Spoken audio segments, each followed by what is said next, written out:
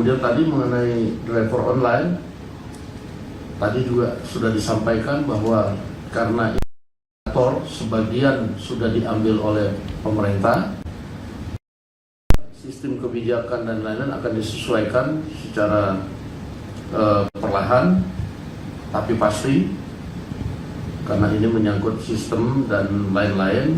Paling pertama adalah kemudian menurunkan biaya yang diambil oleh aplikator, tadinya 20 atau 10 ini, sehingga aplikator hanya akan mengambil 8% dari yang dikumpulkan.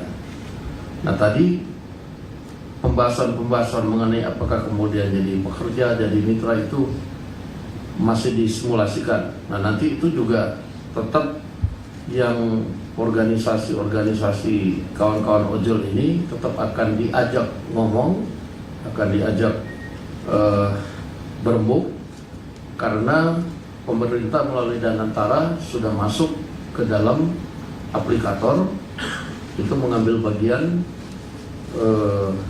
saham gitu.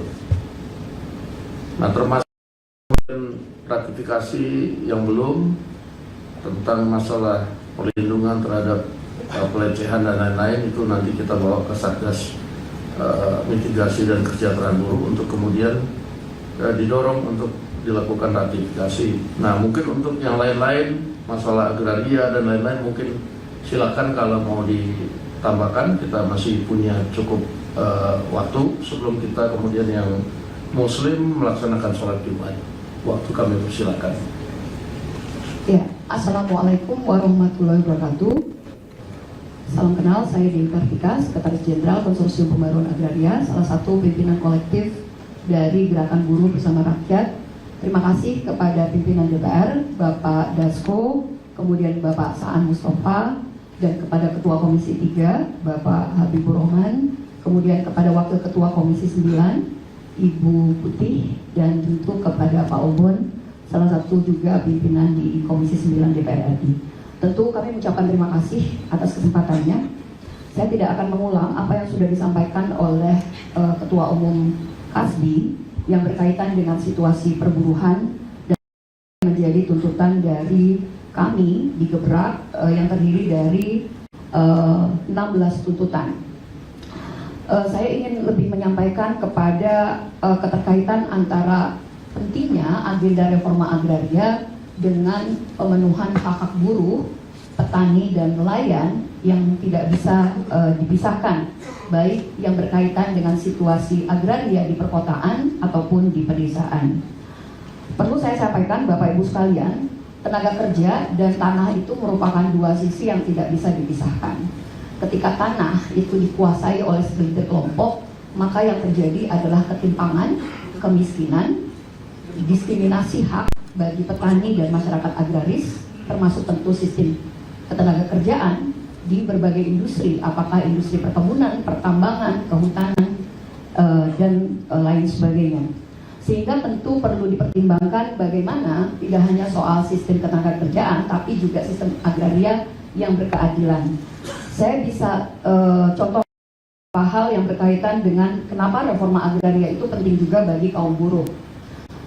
Salah satu kasus yang paling terbaru adalah bagaimana penertiban kawasan hutan yang dilakukan oleh Satgas penertiban kawasan hutan yang dilakukan pasca bencana ekologis di Sumatera, salah satunya di Sumatera Utara, adalah pengambil alihan dan penghentian konsesi Toba Pak Lestari yang sudah ditertibkan dan disambut baik oleh kami di Gerakan Reforma Agraria dan Gerakan Masyarakat Adat.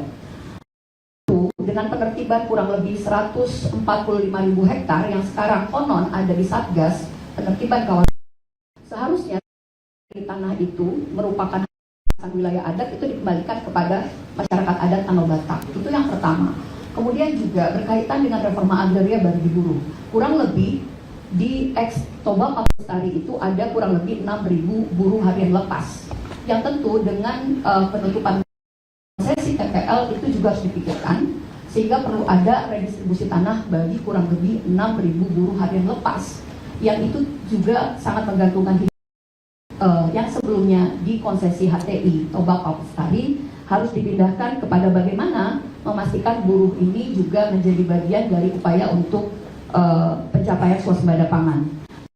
Bapak Ibu sekalian, bisa saya contohkan juga bagaimana kawan-kawan buruh di perusahaan-perusahaan di Jambi misalnya berkaitan dengan PT Wirakarya Sakti Sinarmas Group, itu juga pemukimannya, bedeng-bedengnya itu juga tidak berperi kemanusiaan. Sehingga memang sistem industri itu juga harus diperangkatkan dalam pelaksanaan reforma agraria, sehingga ada akses bagi perumahan yang layak bagi kawan buruh. Itu yang terkait dengan reforma agraria bagi buruh. Di sisi lain, misalnya target 3 juta hektar, 3 juta rumah bagi masyarakat berpenghasilan rendah, ini juga tidak terkoneksi pada bagaimana pelaksanaan reforma agraria. 3 juta rumah bagi masyarakat berpenghasilan rendah, apakah itu buruh, apakah itu nelayan, itu harus menjadi bagian dari kerangka reforma agraria baik di pedesaan maupun perkotaan. Jadi bukan sistem cicilan hanya karena suku bunganya rendah. Itu bukan reforma agraria kalau tidak ada pemenuhan hak dasar perumahan yang layak dan akses yang lebih mudah kepada sumber kehidupan. Saya juga ingin menyambungkan momentum May Day ini juga dengan bagaimana kelanjutan aspirasi kaum tani pada Hari Tani Nasional 2025 yang lalu, yang pada waktu itu diterima juga oleh pimpinan DPR. Kita menghitung sudah 211 hari Pak, sejak Pansus Penyelesaian Konflik Agraria dibentuk oleh DPR RI. Dan kami mencatat sejak Desember 2025 sampai dengan April 2026, 22 petani dan masyarakat adat ditembak, 272 dianiaya karena masih ada pendekatan represif dari aparat, baik aparat TNI ataupun polisi dan juga security perusahaan swasta. Kemudian ada 272 mengalami penganiayaan dan 450 petani dan masyarakat adat serta aktivis ditangkap karena mempertahankan tanahnya. Artinya sejak dibentuknya Pansus menunggu sebenarnya perubahan apa yang akan didorong untuk memastikan tidak ada lagi kriminalisasi dan kekerasan terhadap petani dan masyarakat agraris di pedesaan, termasuk tentu aktivis-aktivis lainnya ini gigih memperjuangkan hak-hak buruh dan perjuangan demokrasi. Bapak Ibu sekalian, kita mencatat penembakan-penembakan itu juga terus-menerus berulang dan ini berkaitan dengan tidak efektifnya proses penyelesaian konflik agraria. Perlu saya sampaikan kepada Bapak kawan pimpinan DPR yang hadir di sini, menteri-menteri yang ada tidak berfungsi Pak. Jadi kalau eksekutif kedap, maka kami hanya bisa menyampaikan aspirasinya di DPR ulang, sehingga kami menginginkan ada dorongan dari pimpinan DPR, termasuk karena kebetulan ada ketua Komisi 3. Ini kalau tidak ada tekanan politik dari DPR RI, maka reforma agraria tidak akan terus dijalankan dan selalu akan ada alasan-alasan klasik kenapa tanah itu tidak pada petani dan buruh tani. Kemudian juga mengenai pembentukan Badan Pelaksana Reforma Agraria. Jadi kami menunggu, alhamdulillah kemarin salah satunya yang efektif untuk kita kerjasama adalah pembebasan petani Aceh Utara. Tapi sekarang kriminalisasi juga banyak yang berjalan. Jadi kasusnya belum selesai, Pak Habibur Rahman. Kami juga masyarakat adat itu di Nanghale, Nusa Tenggara Timur, 3 masyarakat adat sekarang menghadapi proses pengadilan. Dan ada banyak petani masyarakat adat yang masih dalam proses pengadilan. Yang menurut saya ini perlu ada jaminan. Kalaupun proses reforma agraria dan penyelesaian konflik agraria itu memang membutuhkan waktu, tapi setidaknya ada jaminan perlindungan bahwa tidak akan ada lagi kriminalisasi karena rakyat memperjuangkan hak atas tanah. Selebihnya tentu kami dari KPA dan menjadi bagian dari Gerakan Buruh Bersama Rakyat, kami mengharapkan tentu hak-hak buruh yang paling dasar itu segera dipenuhi, dan mudah-mudahan dengan adanya Satgas Mitigasi PHK dan Dewan Kesejahteraan Buruh, ini juga kawan-kawan pimpinan yang tergabung di Gebrak, terutama dari Konfederasi Buruh juga bisa terlibat secara aktif untuk memastikan hak-hak buruh ini segera dituntaskan. Kemudian tentu Bapak Ibu sekalian, saya supaya tidak lupa, Undang-Undang Cipta Kerja ini sudah berdampak, tidak hanya bagi kaum buruh. Bagi kami di petani, kami juga banyak dikriminalisasi karena menggunakan Undang-Undang Cipta Kerja. Salah satunya berkaitan dengan badan tanah ini masuk ke kampung-kampung. Tentara juga seolah-olah ingin menggantikan petani, menghilangkan lapangan pekerjaan, tanam jagung, buka sawah baru yang seharusnya itu menjadi ladang bagi petani dan buruh. Jadi kami memohon agar Undang-Undang Cipta Kerja juga lihat banyak sekali pasal-pasal yang mendiskriminasikan tidak hanya kaum buruh, tapi juga petani dan masyarakat adat serta perempuan di desa. Assalamualaikum warahmatullahi wabarakatuh.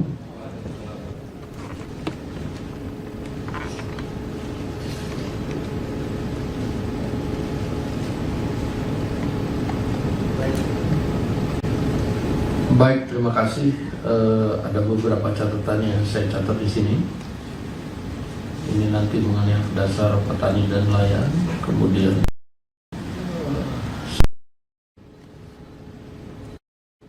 masalah Satgas Penertiban Kawasan Hutan.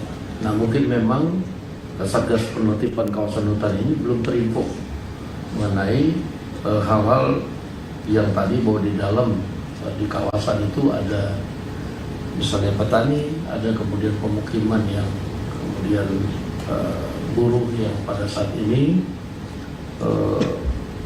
tinggal di situ. Nah, mereka akan bertugas hanya dan insya Allah nanti kita akan.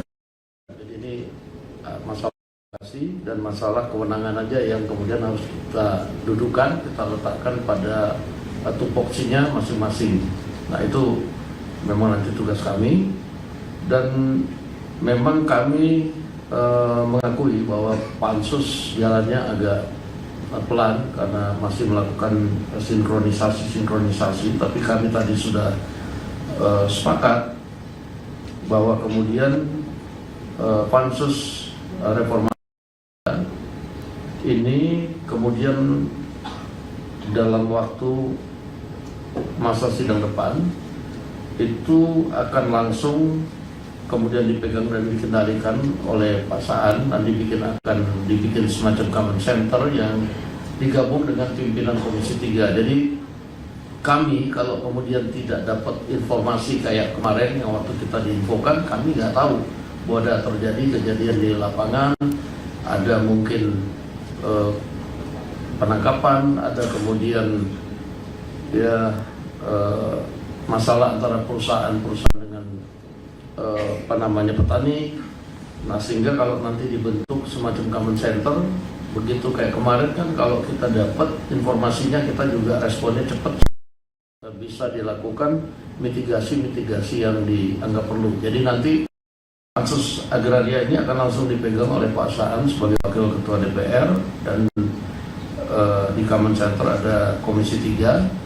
Dan mungkin jangan kapok, kita mesti duduk sekali lagi, tolong inventarisasi mana-mana yang urgent untuk segera ditindaklanjuti.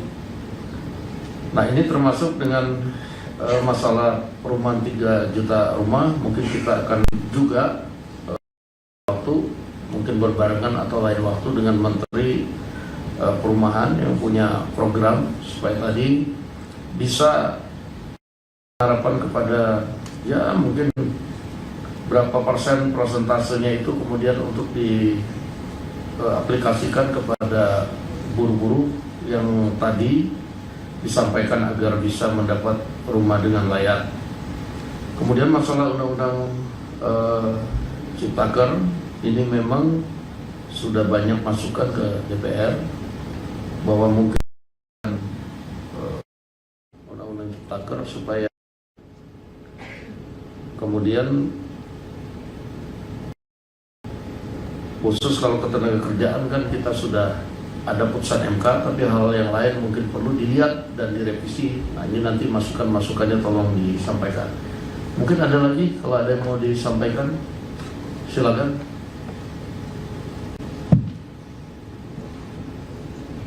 Kita mungkin sampai dengan 11.50 karena biar bisa langsung berangkat ke masjid. Terima kasih. Assalamualaikum warahmatullahi wabarakatuh. Yang saya hormati DPR Pak Sumi Dasko dan seluruh anggota gitu Pak ya. Jadi ada dua hal sebetulnya yang ingin saya sampaikan Pak. bahwa undang-undang ini dari dulu ya, dari Undang-Undang Ketenagakerjaan ya 2003 sampai sekarang, menurut kita ya bagus kemudian melemah, tapi ada satu hal yang perlu dibenahi adalah fungsi kepengawasan ketenagakerjaan.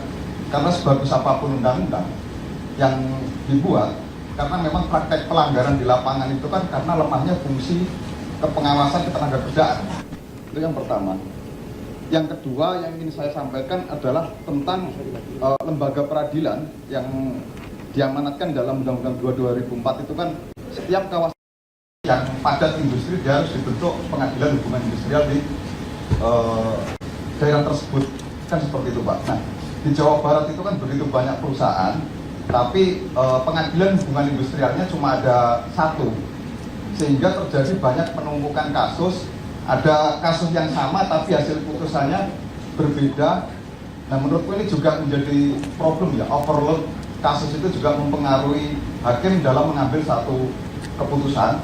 Nah, kemudian sampling yang menurut kita bagus itu di Jawa Timur sudah ada 2 pengadilan hubungan industrial, Sidoarjo dan di Gresik, Surabaya dan Gresik, begitu Pak. Nah, ini mungkin terkhusus di Jawa Barat ya, kami berharap itu nanti ada ya lembaga peradilan hubungan industrialnya. Mungkin itu saja yang saya sampaikan Pak. Terima kasih atas waktunya. Wassalamualaikum warahmatullahi wabarakatuh. Baik, kalau gitu soal pengadilan hubungan industri dinasikan ke Mahkamah Agung. Nah, mungkin sebelum Pak Saan ada tambahan dari Pak Habibur Rahman, mungkin waktu saya persilakan. Terima kasih rekan-rekan. Ada soal apa namanya ruang demokrasi. Sebenarnya kita Komisi 3 sudah mengesahkan KUHP dan KUHAP. Intinya KUHP itu adalah negara ini sekarang nggak bisa kita menghukum orang tanpa adanya kesengajaan untuk pidana. Relevansinya dengan teman-teman aktivis buruh maupun pejuang reforma agraria. Pola umumnya nggak mungkin teman-teman ini ada keinginan untuk melakukan pelanggaran hukum, ya, melakukan tindak pidana, karena yang dilakukan adalah bagian dari perjuangan. Dan lalu ada KUHAP ya, di mana syarat-syarat penahanan menjadi sangat-sangat sulit dan lain sebagainya. Nah, masalahnya memang kita itu kan masih ada penegak hukum ya yang belum memahami KUHP dan KUHAP baru. Seperti kayak kejadian waktu di Aceh itu kan. Kita ingatkan bahwa berdasarkan KUHP dan KUHP baru seharusnya tidak perlu dilakukan penangkapan dan penahanan, bahkan sebetulnya itu nggak ada mensreanya sama sekali karena itu orang mempertahankan hak yang membela haknya. Nah, kita perlu inventarisir lagi Mbak, ya kan? Di mana tadi katanya ada di NTT segala macam, khusus yang begini Pak Dasko maksud saya, yang soal ruang demokrasi buat teman-teman yang dalam memperjuangkan hak buruh, hak petani dan sebagainya, kita inventarisir ada satu semacam pertemuan hearing sendiri dengan Komisi 3, lalu kita ingatkan satker terkait, polda-polda terkait. Nah, kalau memang tidak melakukan yang kita sampaikan tersebut, apa boleh buat kita panggil satu-satu, kita RTPU Kapolda-Kapoldanya ya.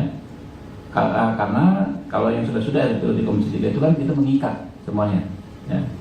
Kita lihat nih, pokoknya yang penting jangan terlambat, jangan yang sudah di sidang kita agak susah ya.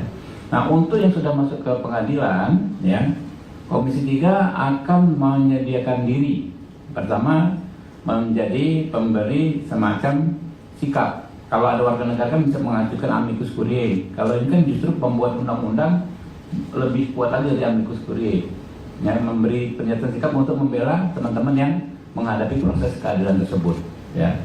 Lalu akan menjaminkan diri, menjadi penjamin bagi teman-teman yang ditahan ya. Kalau yang sudah di peradilan ya, apalagi kalau yang masih di kepolisian kita bisa bebasin langsung. Tapi kalau yang sudah di pengadilan kan kita nggak bisa intervensi secara langsung, tapi kami akan menjaminkan diri. Nah, itu kita perlu sekali pertemuan Mbak. Yang pertama yang agak perlu kami hearing inventarisir di mana sambil mengingatkan terkait. Nah, baru kalau memang ada yang tidak melaksanakan kita panggil satu-satu. Sepanjang proses itu ya kita harus berkomunikasi, nggak ada masalah Mbak. Kami terbuka ya, teman-teman datang kapan saja ke Komisi 3. Terima kasih. Pak San. kasih atas yang terkait dengan soal pansus ya, pansus soal reforma agraria. Memang kita sudah beberapa kali melakukan rapat. Kita sedang pansus ini pertama kita ingin mendesain terkait dengan soal desain reforma agraria seperti apa kan gitu, yang seperti diharapkan.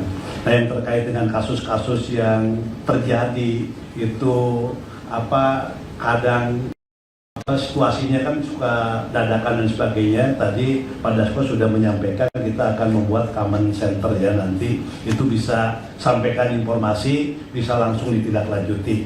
Nah, yang pansus ini kemarin kita baru menyelesaikan terkait dengan soal desa-desa yang ada dalam kawasan hutan, dan itu berdampak terhadap penduduk juga masyarakat yang itu kehilangan banyak akses. Nah, ini sedang kita selesaikan. Maka kita sedang menyelesaikan, mendata semua desa yang ada di kawasan hutan, dan masyarakatnya sekali lagi itu kesulitan, bahkan tidak mendapatkan banyak akses yang menjadi hak-hak dasar mereka. Nah, ini kita sedang sinkronkan. Nah, yang berikutnya yang terkait dengan restitusi aset ya, baik itu yang ada di kawasan hutan, yang lagi sengketa dan sebagainya, ini juga sedang kita inventarisir. Nah, memang muara kita nanti itu adalah one map policy kan itu. Jadi kita ingin ada kebijakan satu peta terkait dengan soal pertanahan misalnya. Yang kedua juga sedang dipikirkan memang terkait dengan badan pelaksana reforma agraria, termasuk juga nanti soal-soal yang lainnya.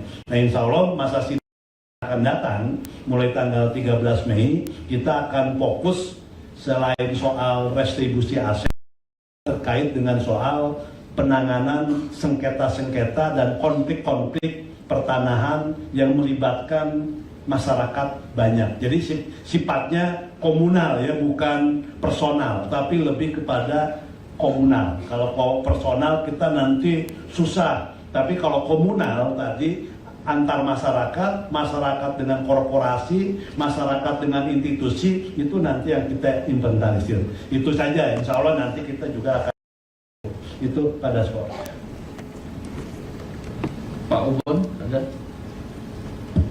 Bismillahirrahmanirrahim. Assalamualaikum warahmatullahi wabarakatuh. Salam sejahtera untuk kita sekalian. Terima kasih pimpinan. Yang pertama terkait dengan revisi Undang-Undang 13, mohon izin Bu Putih, bahwa salah satu persoalan kemarin adalah miskinnya keterlibatan publik, sehingga Undang-Undang Omnibus Law dilakukan upaya dan kalah.